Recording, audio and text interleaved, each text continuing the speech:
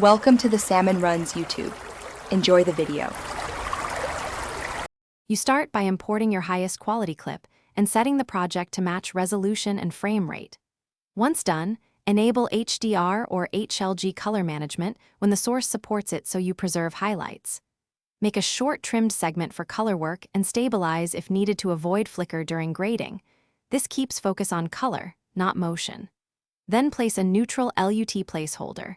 You'll replace or adjust it after primary corrections. This gets you in position to fix exposure and white balance first. Next, correct primary issues. Balance white and exposure using the waveform and histogram to avoid clipping. Once balanced, reach for HDR wheels and curves to tame highlight roll-off and reclaim detail. This preserves dynamic range without flattening contrast. Then isolate midtones and skin tones with HSL or power windows to keep faces natural while you push color elsewhere. Use secondary masks sparingly and feather edges. You want selective refinement, not heavy manipulation. Finally, add minor sharpening only if the image benefits.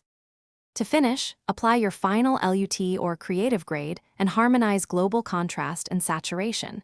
Make sure to preview on different displays to confirm HDR look. When exporting, embed the proper HDR metadata and select the correct color space such as Rec. 2020 HLG or PQ depending on your delivery requirements.